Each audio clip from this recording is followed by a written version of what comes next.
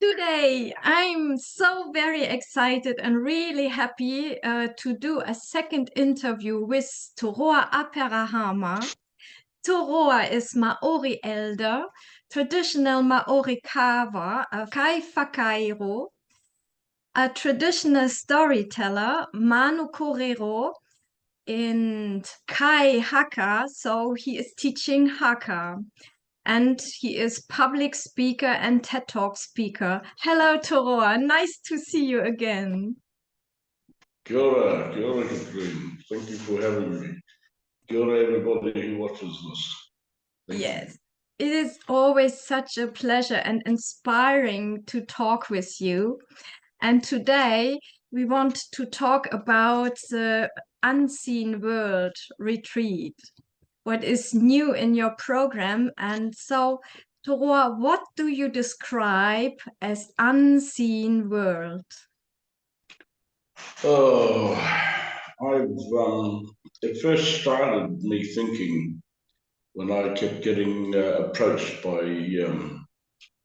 people who've had an experience with shaman. And so I felt it's my responsibility to come from a Māori cultural perspective of tangata tarangi, the shadow man world, which is the origins of that world, and explaining the many layers that are involved in that world to give an awareness of what that world is. Just to make a point, I don't teach, I share. Teach creates levels, and I'm not into that. I'd rather share from the same level. The unseen world, he Māori kore te kitea, the invisible one. He Māori te kitea is the one who's seen.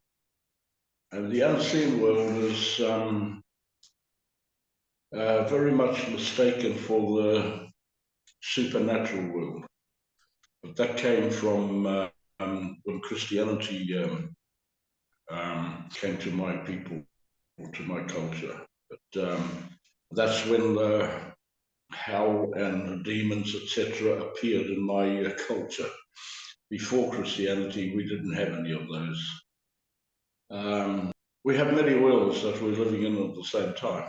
And the tohunga, I'm not saying I'm one, the tohunga is able to enter the many different worlds without disconnecting from the physical. And we live in a natural world, what we call a natural world. And the unseen worlds are what we used to refer to as the supernatural world. Not in the Christian explanation of it, but it's a more refined world that's there above our natural world. Not many are able to access it, of course, and it's more finely tuned. And to access it, you have to be more connected with nature, for instance, to actually hear the language of nature, which is more finely tuned than what we see as nature now. Like, for instance, I was raised on the ocean, and so the language of the ocean through the waves, or the language of the sky through the clouds, or the wind. And of course, if you're in the forest, the language through the trees, or the animals, or the insects, because they all carry messages. And it's being more finely tuned to that world, to join in their world rather than seeing that world but not understanding or being able to be part of it, if that makes sense. Yes. So, and once you told me when you want to see these unseen worlds. You cannot watch them with your human eyes. And do you think we, as these Western people, most of us are living in cities quite far away of a direct daily experiences of natures, that we could relearn or reconnect us to these capacities, which probably were part here once too? Well, your ancient culture, no matter where we are on the planet, if we go back far enough in time, your ancient culture would be no different to mine. But in my culture, we call it the forgetting. We have a saying, we've forgotten what we forgot. And with the unseen world, yes, not through human eyes. Ko te tai ao, ko te tai ao ko au. I am nature, nature is me. But then I don't do that from a human perspective. Because I'm nature, I become the river, or I become the lake, or I become the ocean. That's the connection. If I'm in the forest, you know, the trees, what we see, that's from a human perspective.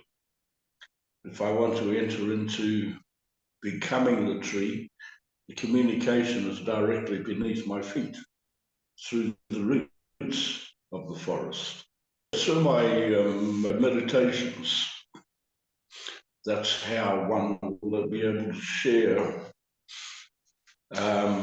becoming the ocean, or becoming the trees, or becoming the forest, etc., etc. My ancient culture, our instruments were not made for music. They were made to replicate the sounds of nature. And what's commonly called the bull roarer, that spun above our heads, we call that the pūrerehua. That's our name for the butterfly. And anything to do with that world, we ride on the back of the butterfly, and the sound of the pūrerehua is the sound of the butterfly's wings.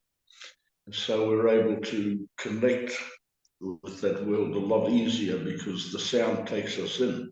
You know, being here in Europe, listening to the many languages that I encounter, I think to myself, wow, there's a lot of vibration in this language. And so again, I say, far enough back in time, your ancestors or your culture must have had the same. Mm-hmm. Yes. And through what I'm doing here on this continent, by sharing, not teaching my culture, but through sharing, that's where that's what I'm doing, trying to reconnect other cultures to their ancient culture through the recognition. Yes. Because everything is in our DNA. And if anything resonates, well, it doesn't come from what I'm doing, it comes from what's been known in the past. Yes. I experienced that through the HAKA workshops I did with you, that the world of my ancestors opened up to me. It's like I became two white, beautiful wings that are my ancestors, my parents, my grandparents, my grandparents, and so on. And I just needed to find something to connect myself with it. When we are doing this retreat, do you really help us to reconnect with our land here and the elements? Oh yeah. Yeah. I feel privileged that the land here allows me to feel its energies. It's an absolute privilege wherever I go. France, for instance, here, oh my God, we're talking man-made borders here, okay? But I go back to the time when there were no man-made borders, just different tribes, one land. But what's now France, oh my God, the energies of that land. Every time I drive through France, I get excited just feeling the energies. Germany, for instance, the same. I get really excited because it's just absolutely beautiful. Land, like water, water has memory. Land has memory as well. So you will propose us meditations during the retreat? Yeah. And seeing we will be in a beautiful place of nature with a beautiful forest around and river and even a spring, you will also guide us to connect with nature and with the elements through meditations. Yeah. Yeah. Yes. Yes. So using the Freude that takes us. Beautiful. I'm really waiting for this new experience, this retreat with you. And let me also add that everything to do with the retreat, I do my rituals where everybody is safe, in a safe space. Yes. We are coming all with our special vibration. Yeah. And we join together to make new experiences and journeys into this beautiful journeys. Unseen world. Hmm. Yes. As I said, it's a supernatural world, but not in the Christian context. It's a more finely tuned world where you have to become. So you share with us how to extend our vision, what we are here and what this world around us is.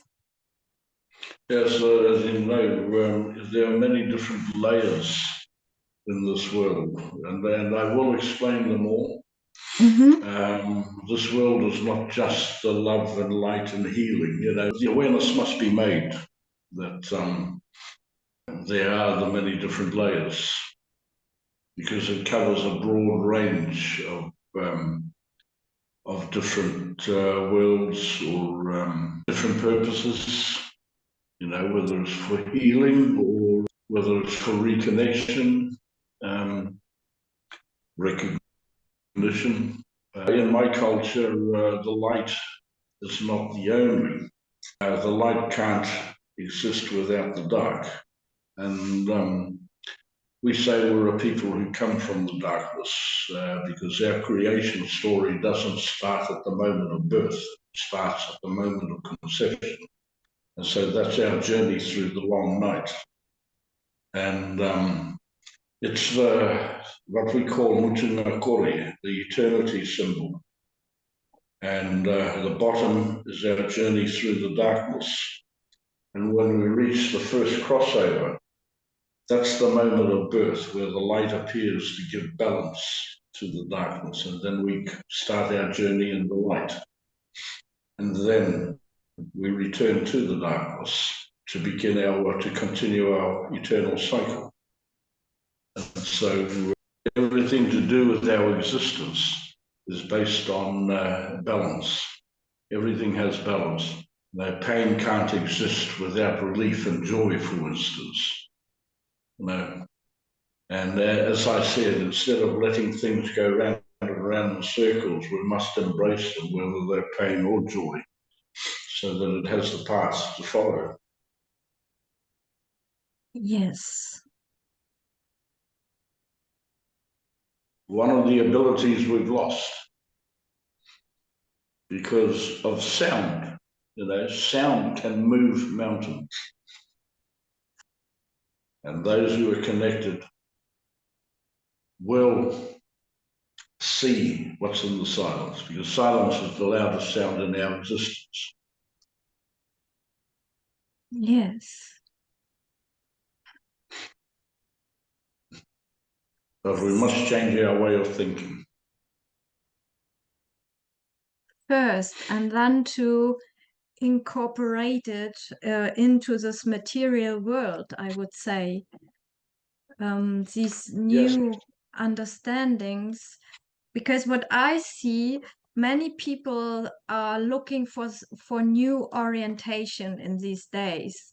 And the minds have captured already many things, but that does not mean that we know how to bring it alive in this world and through us. Even if we have understood many things, we cannot continue in that way. We are destroying our planet. We have to learn to translate this understanding into real actions.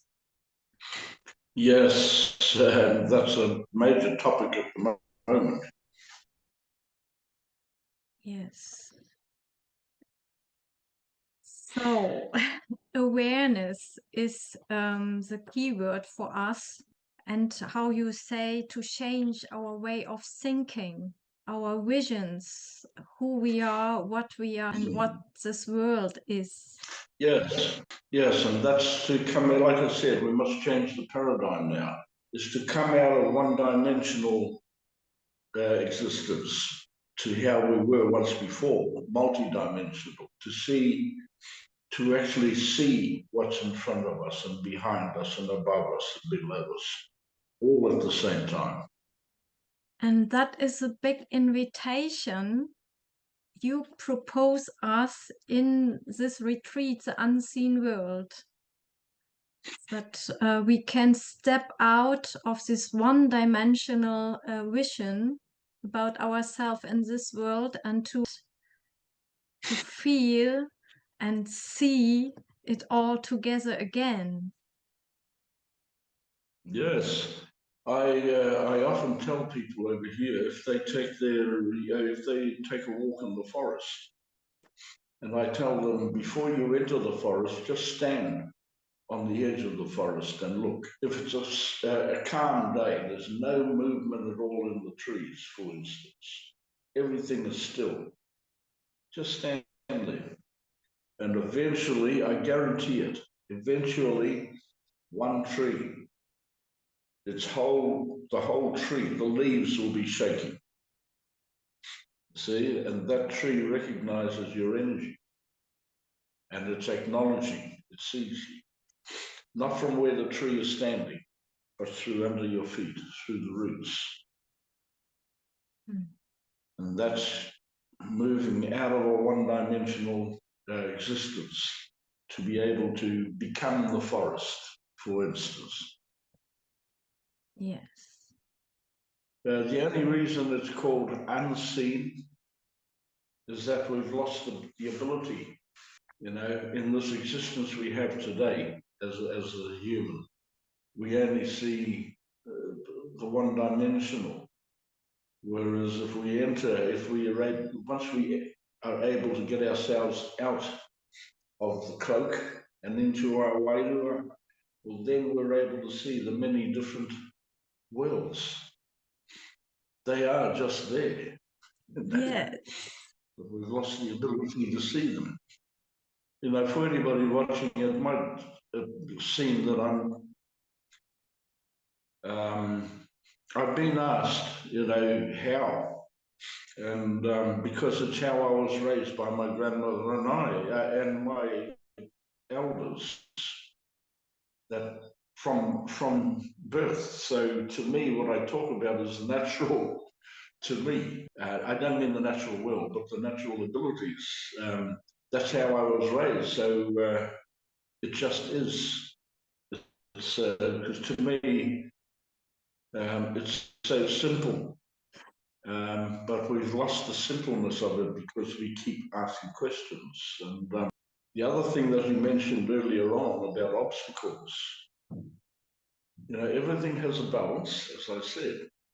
And an obstacle or a challenge, they aren't there to stop us. They are there for us to think deeper. And thinking deeper might take us into another world that's unseen. But the obstacles and the challenges are there for us to to figure out a way to overcome them. They're not there to stop us. But we must regain the ability of, from looking at an obstacle through one dimension, we look at the obstacle through different dimensions. Then we're able to see what we can do to achieve overcoming the obstacle or the challenge. Yes, that sounds so strong, so powerful. That sounds so powerful. It's so simple. For you. But I think we have to learn it back, or to reconnect, I would say, with our own power, because I don't know, since centuries we try to be good human beings in the frame given or imposed by the society, and in that way we forgot to explore ourselves. And I would say this is a one-dimensional vision we are in, I would say, since centuries. Yes, yes. But one says it all, individual.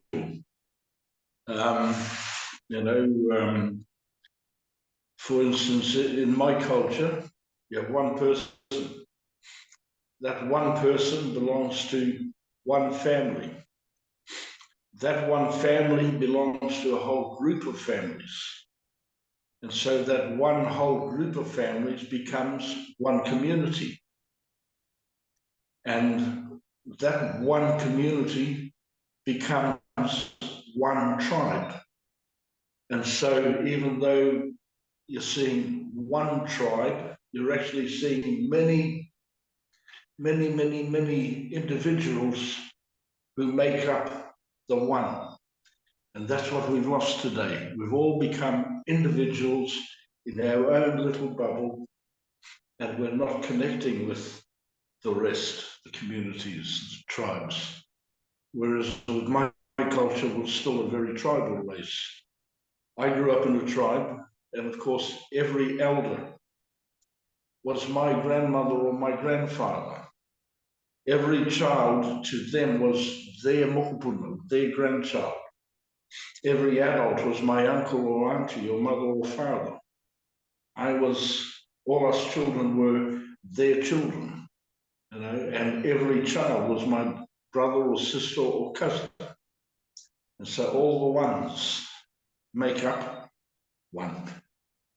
That sounds like a paradise compared to these anonymous cities many people are living in.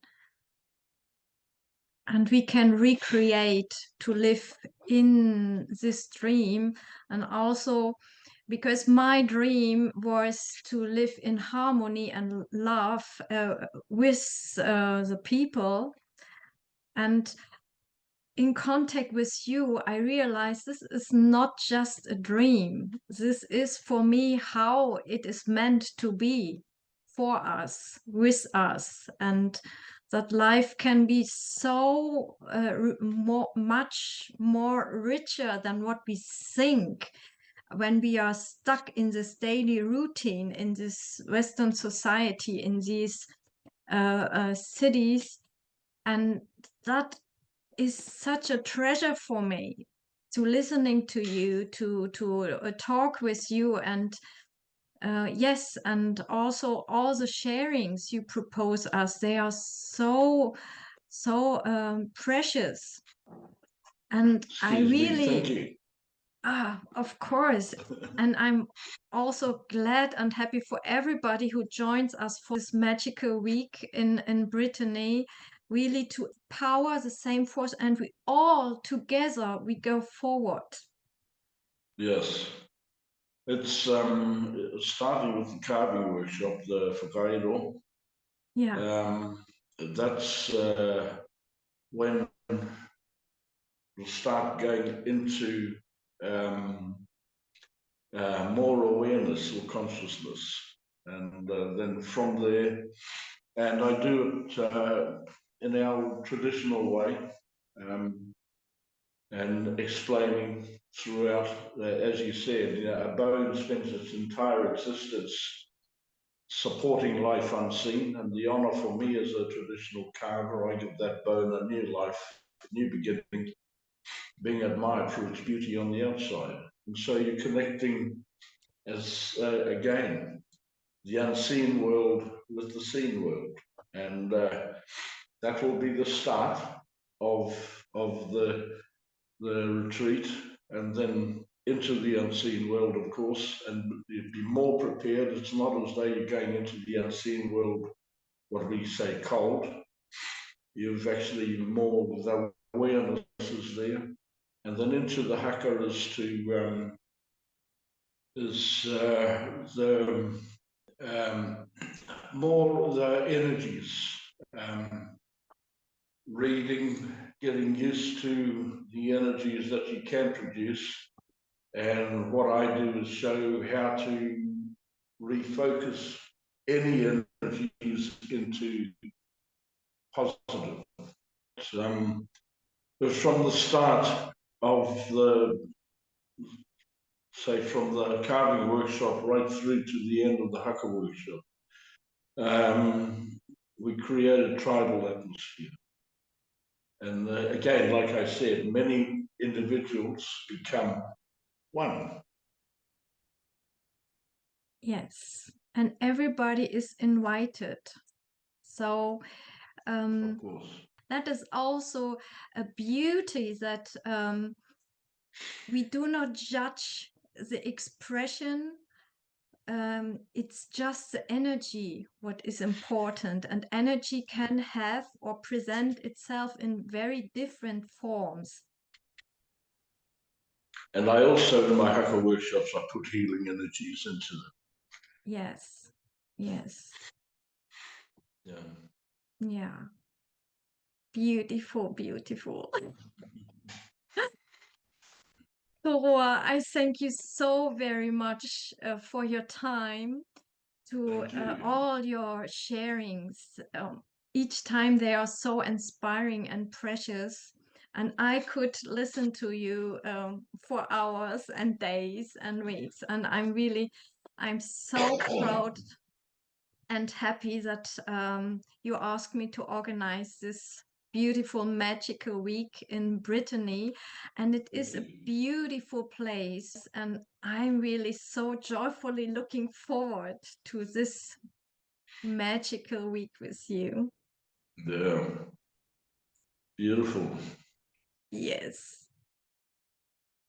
Thank you very, very much. Also to extend, how to say, your program and propose us this retreat about the unseen world. Thank you. Not a problem at all. I hope to see everybody there. Yes. It'll be an experience. Thank you very, very much. Thank you so much, and thank everybody who's watched this. Yes.